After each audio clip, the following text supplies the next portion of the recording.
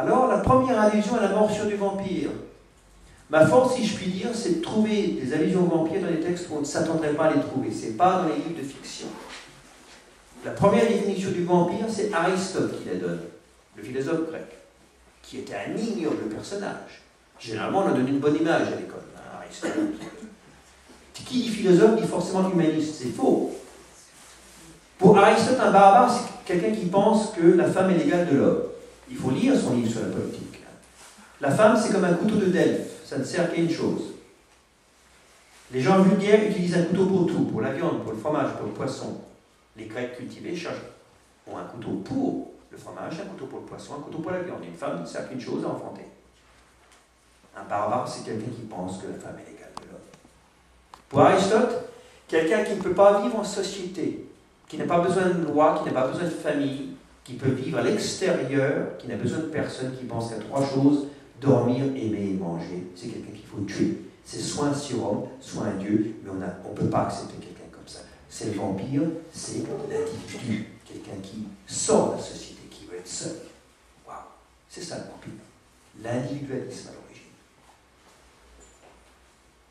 Alors, à part l'imitation de Jésus-Christ, qui est le premier bouquin qui parle de la morsure du vampire, parce qu'il faut faire peur à l'homme. Alors comment est-ce qu'on fait peur à l'homme? Qu'est-ce qui est la chose la plus abjecte pour le Moyen-Âge, pour l'Église catholique? C'est l'amour. C'est la femme. Et je vous dis, mesdames, il faut lire les textes, il faut lire La peur et le péché en Occident de Jean Delumeau. 500 pages. Le problème, c'est que Jean Delumeau, professeur au Collège de France, admire l'ascétisme, il admire les gens qui écrivent bien. Il dit le plus beau poème du Moyen-Âge est un poème d'un moine espagnol du XVIe siècle, Thomas de León, qui dit « Tu es né d'un vil passage très sale et abject. » Mesdames, c'est le sexe de la femme. « Tu es né dans un vil entonnoir. » Alors, il y en a toute une page. Il dit bon, trouver ça beau, c'est bien écrit. Je dis heureusement qu'Adolphe Hitler a été considéré comme un mauvais peintre. Sinon, il y a des gens qui diraient un artiste, on ne juge pas un artiste. Voilà. Pour Saint-Augustin, la seule chose dont Saint-Augustin se souvient pour sa naissance, c'est « Je suis né entre l'urine et l'excrément ». Et toutes les femmes, bon, je ressors la phrase, je vous dis, j'ai toujours peur de choquer, mais vous connaissez toute l'expression, toutes des salopes sauf maman. Saint-Augustin trouvait la manière de dire toutes des salopes, surtout maman. Parce qu'une femme, toutes les femmes sont des prostituées, on le sait. Je me mets, mesdames, je mets ça dans la bouche de Saint-Augustin. Mais les mères de famille sont pires que toutes, parce qu'on peut être marié et rester chaste. Les mères de famille vont affronter avec du copier au moins une fois. Je me suis dit, est-ce qu'on peut admirer quelqu'un qui sort ça? Alors on me dit, il a écrit autre chose. Je dis, oui, il a écrit autre chose, mais il a surtout écrit ça. Et l'Inquisition se servira de Saint-Augustin pour le traitement réservé aux femmes. Le vampire, c'est génial d'être vampire comparé à ça. Alors je me suis dit, il faut que j'ai un fil conducteur. Je vais choisir l'amour. L'amour à travers les âges. Le vampire, pour moi, est une image d'amour, mise à part la préhistoire. Alors, j'ai trouvé des textes d'amour. Le symbolique d'échange de sang comme symbole d'amour et d'amitié éternelle remonte à 18 siècles avant Jésus-Christ, en Égypte ancienne. J'en parle dans un de mes bouquins, j'ai traduit de l'allemand, traduit de l'égyptien. 18 siècles avant Jésus-Christ en Égypte, il y a un homme qui s'appelle Kashta. Il a une petite fille de 9 ans qui va mourir. Elle est malade, il ne sait pas ce qu'elle a. Il pleure pendant des pages. Il n'y a pas une ligne à changer, c'est grandiose, ça prouve qu'on pouvait aimer ses enfants dans l'Antiquité. C'est grandiose comme sentiment. Il souffre, c'est horrible. Il trouve un médecin qui s'appelle Nebstab, qui parvient à guérir la gamine en moins de 3 jours. On ne sait pas comment. Alors, je pose toujours la question. Comment est-ce qu'on remercie un homme qui a sauvé l'être qu'on aime le plus au monde? On le remercie, on lui donne de l'argent. La meilleure manière, on lui donne sa vie. C'est du mot à mot, là. À partir de maintenant, où que tu sois, tu prononces mon nom, je serai là. 20 ennemis ne pourront rien contre toi. Tu m'as rendu l'être que j'aimais plus au monde, une vie pour une vie. La mienne désormais t'appartient, je suis ton ami par le sang. Ils sont un couteau et coupe du bois. Je suis à toi. C'est un pacte d'amour et d'amitié. Il n'y a pas une ligne à changer. 18 siècles avant Jésus-Christ. C'est ça qui fait pleurer dans les chaumières. Qu'on ne dise pas, non, moi. C'est encore Régine Pernot qui dit. Les gens ont des critères différents, les gens changent. Dis non, les gens n'ont pas changé. Je parle du fait que tout le monde, depuis l'Antiquité, tout le monde veut être heureux, tout le monde veut une maison, tout le monde veut manger, tout le monde veut du respect, tout le monde veut des enfants, tout le monde veut quelqu'un à aimer, tout le monde veut sortir s'amuser le samedi soir. Alors, les gens me disent c'est primaire leur approche, mais je peux le prouver, c'est pour ça que la plupart des universitaires, sauf les spécialistes des légendes, comme Claude Le Couteux, détestent les légendes parce que les légendes contredisent l'histoire. Toutes les légendes sont des histoires d'amour. La plupart des historiens sérieux vous diront que l'amour n'est pas important au Moyen-Âge, c'est Dieu qui compte, les cathédrales et Dieu. Les gens croient en Dieu, mais ce n'est pas important pour eux. Ils veulent être heureux sur terre. Alors, le vampire, on le trouve où? On le trouve dans l'amour courtois. Ravivez vos souvenirs d'école. Ça tient quelle place dans l'enseignement? Soit histoire ou lettres. On a beaucoup parlé de l'amour courtois au Moyen-Âge. Beaucoup de gens vous diront que c'est une invention de la Renaissance, parce que plus les textes originaux étaient brûlés. Que c'est un truc entre riches, entre nobles, que c'est platonique, un truc de gonzesse, que ça n'a pas d'intérêt, que c'est joli, que c'est mignon. Comme les tournois. Vous savez à quoi ça sert un tournoi? Comment est-ce qu'on prouve son amour au Moyen-Âge? C'est la quantité de sang versé. On sait, on aime. En gros, on risque sa vie. Ça se mérite, l'amour. Donc, en temps de guerre, on peut prouver qu'on aime. Mais quand il n'y a pas de guerre, on fait comment? Bon, on les provoque, on fait un tournoi. Et comment est-ce que la femme prouve qu'elle aime l'homme qu'elle aime au Moyen-Âge? Parce que souvent, au Moyen-Âge, l'image de la femme, un peu comme la jeune fille dans Twilight, elle est passive, elle attend. On donne son sang à boire au chevalier qu'on aime quand il est blessé. J'ai eu du mal à trouver les textes. Je suis allé en Angleterre, parce que la plupart des textes ont été brûlés, mine de rien. Les couvents et les monastères ne gardaient pas les textes, ils gardaient les textes qui les arrangeaient. Il ne faut pas oublier que la grande bibliothèque d'Alexandrie a été brûlée sur ordre. Donc, le vampire, c'est l'amour. On donne ce qu'on a de plus précieux. Jusqu'au XIXe siècle, dans les églises catholiques, même les prêtres ne pouvaient pas lutter contre cette pratique-là. En Bretagne, surtout, le fiancé faisait une entaille sous le sein gauche de la fiancée et buvait 3 gouttes de sang dans l'église même devant l'autel, pour que l'amour ne meure pas dans son cœur. Et l'arbre vampire. Vous connaissez l'arbre vampire? Une légende barbare des Vikings. Vous savez, les barbares, les gens méchants comme ça. Chez les Vikings, quand un bébé naît, les parents vont dans la forêt à la recherche d'un arbre tout petit qui vient de naître. Un arbre bébé. L'arbre représente le bébé. Ils vont au cœur de la forêt, pas à la lisière de la forêt, parce qu'il faut que l'arbre soit protégé, pas question que quelqu'un coupe l'arbre. C'est 3 heures de marche. Tous les jours, l'un des parents se rend dans la forêt pour voir si l'arbre est toujours là, pour le protéger, pour l'entretenir. Il faut aimer son gamin pour faire ça. Les Vikings adoraient leurs enfants. Le bébé grandit, on l'espère, il se marie. Le premier conjoint qui disparaît, l'homme ou la femme, le conjoint survivant, ira dans la forêt tous les jours, faire une entaille dans l'arbre et prendra 3 gouttes de sel de l'arbre, le sang de l'arbre, pour empêcher que le souvenir du conjoint disparu meure dans son cœur. Waouh! C'est pas les chrétiens qui feraient ça, c'est ce qu'on appelle un rite païen. Les barbares, quand ils envahissaient un pays, ils demandaient l'autorisation à moi. Ils étaient poussés par la faim, généralement. Quand ils ont envahi, soi-disant l'Italie au 5e siècle, ils ont demandé à l'empereur, qui leur a dit oui. Il leur a donné ce qui est devenu la Germanie. Au bout de quelques semaines, ils débarquent en disant il faut payer maintenant. Les Visigoths, ils disent mais on n'a pas d'argent, il n'était pas question qu'on paye. On va s'arranger, vous nous donnez vos enfants, on a besoin d'esclaves. Et là, ils ont révolté. Ils ont mis Rome à sac en 405, ils n'ont rien brûlé, ils ont pris l'argent, c'est tout. Pas question qu'on touche à leurs enfants. Toujours le sang. Alors le vampire, c'est génial. L'amour, au Moyen-Âge, on ne peut pas permettre l'amour. C'est en contradiction avec Dieu. Il faut choisir. Je vous conseille de lire, c'est pénible comme lecture, mais c'est grandiose, l'imitation de Jésus-Christ. Il ne faut pas lire n'importe quelle traduction. Si vous achetez un livre de poche, généralement on a sensueuse, c'est le plus méchant. Je reviens à la mention du vampire. Comment dégoûter les hommes de l'amour? Vous lisez l'imitation de Jésus-Christ. L'amour, c'est une femme que vous rencontrez le soir, forcément, avec qui vous passez une nuit, c'est agréable. Il ne nie pas. Mais le matin, avant de partir, qu'est-ce qu'elle fait? Elle vous mord, elle vous tue. Il faut être un moine pour trouver ça, je veux dire. Alors, heureusement, c'est l'effet inverse. La morsure du vampire, c'est dans un texte religieux qu'on l'a trouvé comme ça. En gros, le vampire récupère tous les interdits. Le vampire qui a peur de l'eau.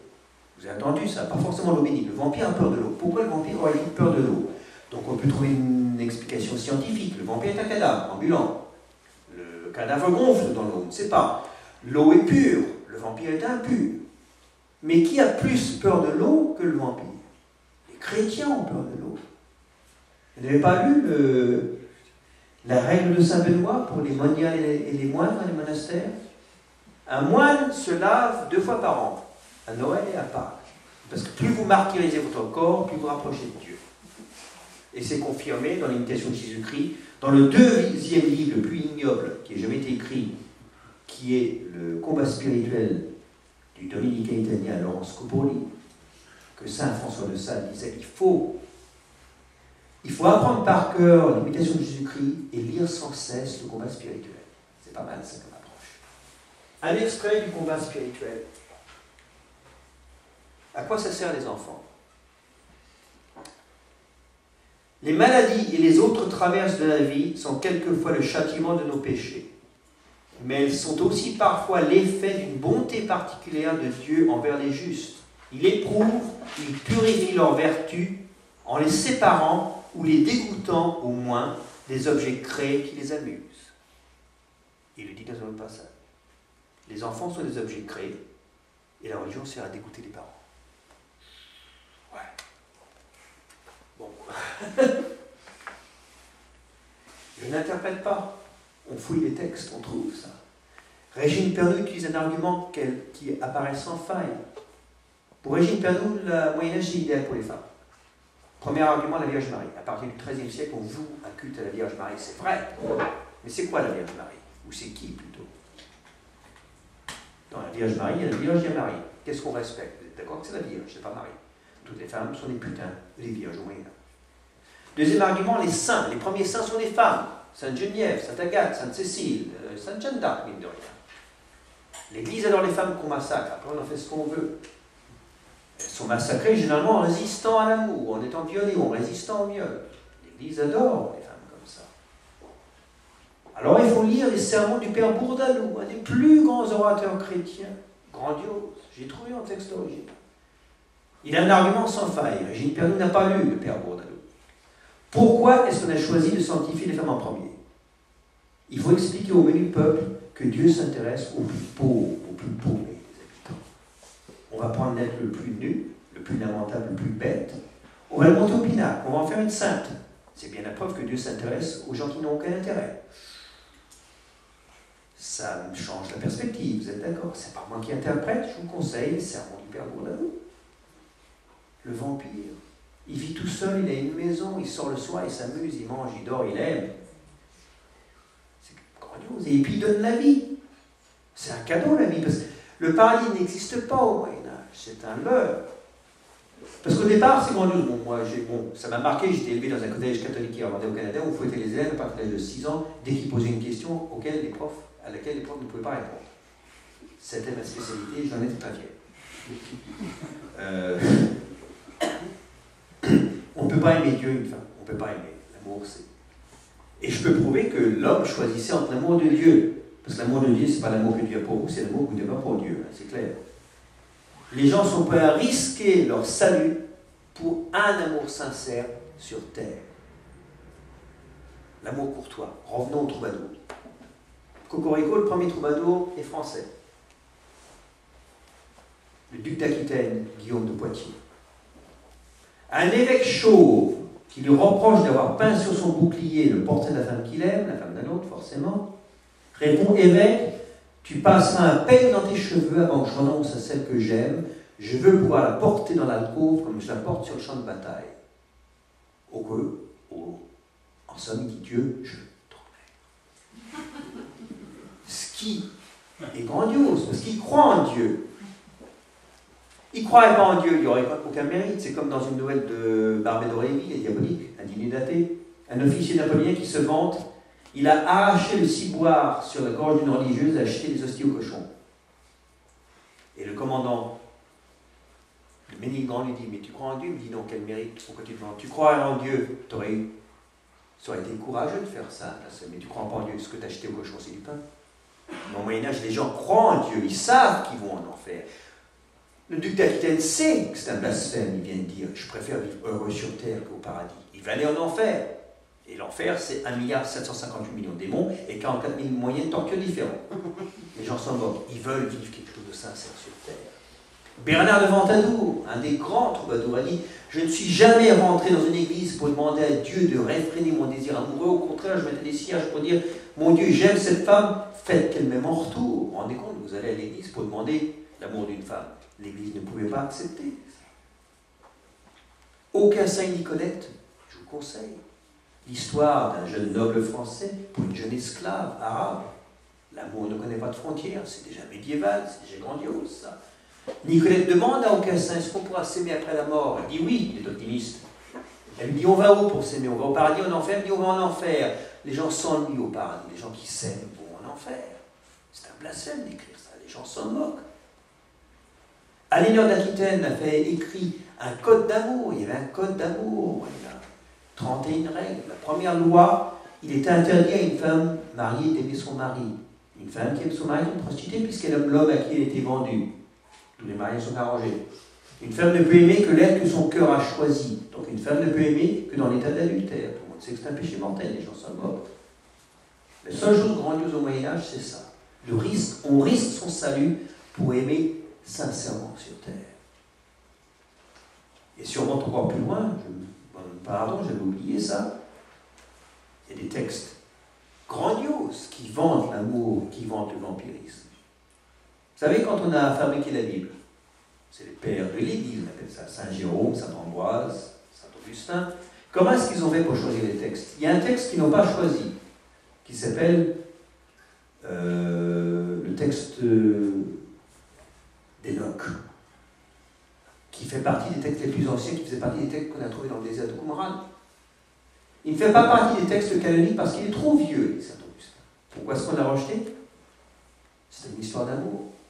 C'est la plus belle version de pourquoi Lucifer a été chassé du paradis. C'est Lucifer, on le sait, ça a été chassé du paradis. La version qu'on retient de la Bible, c'est l'orgueil. Ça ne mange pas de pain, c'est pratique. Lucifer était numéro 2, il a voulu devenir numéro 1. L'ambition est un crime, on va dire. Deuxième théorie, le coup de la pomme dans le jardin d'Éden. Il ne faut pas oublier que dans la Bible, la pomme, c'est la connaissance, ce n'est pas le péché. Donc, pour la connaissance, c'est un péché. Troisième version, quand Dieu a créé Adam et Ève, il a demandé à Lucifer de se prosterner devant ces deux créatures et de les adorer. Lucifer a superbement répondu, dans mon cœur, il n'y a de place que pour toi. Dieu n'aime pas qu'on lui désobéisse, il l'a chassé. Alors que dans l'imitation de Jésus-Christ, c'est clairement écrit, Dieu est un amant jaloux qui veut l'exclusivité de tes sentiments, il veut s'asseoir dans ton cœur comme un roi sur son trône. On ne peut pas aimer Dieu et quelqu'un d'autre. Donc Satan connaissait mieux les textes bibliques que Dieu. Et la dernière explication, c'est une histoire d'amour. Au paradis, il y a une race d'anges qui s'appelle les veilleurs, les néphilim, qui surveillent ce qui se passe sur terre. Mais ils surveillent si bien qu'ils voient qu'il y a des gens qui sont heureux sur terre. Ils ont des enfants, ils aiment, ils sont heureux, donc le bonheur existe. Ils vont voir Dieu en leur disant, mais nous aussi on aimerait être heureux. Et Dieu leur dit, bah, vous êtes immortels, on ne peut pas tout avoir. Ils ne s'en satisfont pas. Ils vont voir Lucifer, qui est le deuxième, public numéro 2 au paradis, sous le nom de Samyazzas. Il a 6 paires d'ailes au lieu de 3, donc il est important. Ils ont Lucifer, on veut descendre. Il les met en garde, il dit, si vous descendez, c'est un péché mortel, c'est grave, vous ne pouvez pas en monter. Il dit, ça fait rien, on y va quand même. Il dit, je vous accompagne. Je ne vous laisserai pas partir seul. Bonjour l'amitié. Alors qu'il n'a rien à y gagner. Ils descendent, et en route pour les punir, Dieu transforme les anges veilleurs en démons. Ils descendent sur terre, ils ne draguent pas, ils choisissent une épouse. Ils veulent être heureux, ils ont des enfants. Ultime punition, ces enfants deviendront des géants buveurs de sang. Donc la première trilogie, c'est anges, démons, vampires. C'est une histoire d'amour. Pas question de donner ça à lire aux gens, ça risquerait de leur donner envie peut-être d'en faire autant. Le bonheur existe. Alors, la plupart des pauvres vous disent, oh, le Moyen-Âge, l'Église a fait avec, il y a les fléaux inéluctables, la peste, la famine. Il ne faut pas oublier que c'est l'Église qui a propagé la peste. La peste s'est propagée d'abord, on le sait, dans les monastères et les couvents, on appliquait la règle de Saint-Benoît. On se lave 2 fois par an. Pas d'hygiène. Et on dit que le vampire a peur de l'eau. Après, vous savez qu'à partir du XIIe siècle, l'Église a décrété qu'il fallait brûler tous les chats. Les chats sont des animaux diaboliques puisque c'est des divinités chez les Égyptiens. Les chats, ainsi, ne pouvaient plus courir après les rats, qui étaient porteurs des puces de la peste. Troisième raison, les progrès de la médecine. Shunni, un empereur chinois, a trouvé la circulation sanguine 2600 ans avant Jésus-Christ. Le cœur est une pompe, le cœur, le sang fait le tour. C'était pas terrible comme théorie, mais c'était un début. Pas question de parler du sang, parce que le sang du Christ, c'est sacré. Pas d'autopsie, pas de dissection, pas d'études de médecine. C'était un crime de faire des études de médecine. William Harvey, un chirurgien anglais, en 1756, ose ressortir en disant le sang, il faudrait peut-être qu'on s'y intéresse. L'Église a reculé, a retardé les progrès de la médecine du XVIIe siècle. Donc on ne pouvait pas soigner les gens. D'abord parce que soigner les gens est un péché. Il faut lire les sermons de Saint Césaire d'Herbe. Quand la santé tarde de revenir aux malades, ne murmurons pas contre Dieu, mais rendons-lui grâce, car il daigne nous punir sur terre les péchés que vous avez commis pour mieux nous récompenser dans le ciel éternel. Vous êtes malade, c'est bien. Les femmes qui vont faire soigner leurs enfants ont peur d'eux, l'âme de la mère et l'âme de l'enfant. Dès qu'elles franchissent la porte, soit de la sorcière, soit du médecin. Donc là, comme tout le monde est malade au moins une fois dans sa vie, vous foutez en l'air l'espoir, la vie et le bonheur de 80% de la population. Mais comment faites-vous pour désespérer les 20% qui sont jamais malades? Moi, j'aurais mon rendez-vous d'objectif annuel avec mon supérieur, je dis, mon père, j'ai réussi à désespérer 80% de la population, je serais content. Ah non, non, il nous faut désespérer 100% de la population. Comment faites-vous pour désespérer les 20% manquants? Madame, vous n'êtes pas malade? C'est que le diable n'a pas besoin de votre âme, il l'a déjà. J'ai les textes, ça c'est le verbe. Vous vous rendez compte? Désespérer les gens heureux? Parce qu'au départ, je me suis dit, la lèpre, c'est bien, la lèpre, c'est inguérissable. Donc, qu'est-ce que vous dites à un lépreux? Vous dites, tu as une chance d'être lépreux. Dieu te distingue, il te punit sur terre pour que tu sois heureux au ciel. Je trouve ça génial. Parce qu'il n'y a pas d'autre chose qu'on puisse dire à un lépreux. Mais désespérer tout le monde, ça, on n'a pas le droit de désespérer les gens. Et le vampire représente l'espoir. D'ailleurs, le vampire ne rentre chez vous que si vous l'invitez, ce qui est vrai. Chez les Vikings, quand quelqu'un meurt, on ne l'évacue pas par la porte ou par la fenêtre, on fait un trou dans le mur qu'on rebouche après. Comme ça, il ne peut pas revenir, sauf si on l'invite. Les gens en ont marre qu'on les viole, qu'on les attaque chez eux. Donc les vivants, ils ne peuvent pas s'en défendre, mais les morts, par question qu'ils rentrent. Pourquoi auriez-vous peur de quelqu'un qui rentre chez vous que si vous l'invitez? C'est un ami, généralement c'est quelqu'un de famille, qui vient augmenter le cercle familial, mine de rien. C'est génial d'être vampire. Et on revient au paradis. Le paradis n'existe pas. Au départ, c'est bien. Moi, je suis plutôt chrétien. Jésus-Christ, peace and love, c'est un hippie à l'origine. Hein. Aimez-vous, c'est grandiose, Jésus-Christ à l'origine. C'est très humain. Par contre, on a tellement dit aux gens que la vie n'est pas importante sur terre, l'important c'est d'obéir à Dieu plutôt qu'aux hommes, que quand on leur demande, à partir du 8e siècle, de payer un tiers de leur récolte, la dîme, à l'église, un tiers de leur récolte, le deuxième tiers aux nobles, la taille, qu'est-ce qu'il leur reste? Rien. Donc ils disent, mais on ne va pas vous obéir, vous nous avez dit que la vie c'est rien, qu'il faut mieux obéir à Dieu qu'aux hommes. L'Église se rend compte qu'ils ont semé la zizanie, l'individualisme. On fait machine en arrière. Ah non, le paradis, personne n'y va. La grâce divine est gratuite. On ne sait pas comment Dieu accorde la grâce aux gens. C'est à la naissance. Et on sort des statistiques pour Saint-Augustin et pour Pascal. Sur 10 000 morts, il y en a 100 qui vont au paradis. Donc vous restez sur terre, vous fermez votre gueule, vous obéissez, là vous aurez peut-être une petite chance d'y aller. Donc les gens n'y croient plus. Ils n'ont pas l'argent de se payer pour payer le paradis, par les indulgences. Et l'enfer, c'est promis à tout le monde. Vous oubliez de dire votre prière avant le repas, vous êtes foutus. Tout est péché. La gourmandise. Vous n'avez pas mangé pendant 3 jours. Si vous mangez un peu plus, si manger devient un plaisir et non pas une obligation, c'est déjà un péché mental. Qu'est-ce qui reste comme troisième solution? Vous restez sur terre, dans une zone intermédiaire. Le non-mort, c'est génial. Le mort-vivant, il a tous les avantages des morts sans les inconvénients des vivants. Il n'a pas d'âme, donc Dieu et le diable ne peuvent rien contre lui. Il dort, il mange, il aime. Parce que mine de rien, je veux dire. Alors, on parle beaucoup, vous avez peut-être entendu parler de Arnold Paoli. Au XVIIIe siècle, l'Église sort des tas de témoignages de vampires, soi-disant. On a retrouvé les squelettes qui sentent mauvais, et puis on leur a coupé la tête, on leur met un pied dans le cœur. Ça, c'est pour donner l'impression aux paysans que le vampire est moche, et là, il sent mauvais. Mais j'ai trouvé en Serbie des histoires d'amour où le mari vient revenir sa femme et ça se passe très bien. Donc forcément, l'Église n'aime pas ça. Le vampire, il aime, il mange, il dort. Mine de rien, c'est génial d'être vampire. Qu'est-ce qui fait peur aux paysans? Mais il nage 95% de la population, c'est pas avoir de maison, pas de manger à sa faim. Donc génial. Pourquoi auriez-vous peur d'être vampire? Et le vampire, c'est le seul qui ne fait pas de mal. Il n'agit pas par sadisme. Il n'y a pas de douleur dans le vampire. Il n'y a pas de numéro 1. Il n'y a pas de numéro 2. Il n'y a pas de hiérarchie chez les vampires. Tout le monde est égalité. C'est grandiose. Faut-il souffrir, être malheureux tous les jours pour imaginer que c'est bien d'être vampire? C'est ça ma théorie. Mais je parle du fait que les gens ont été malheureux exprès. On aurait pu être heureux parce que le bonheur existe.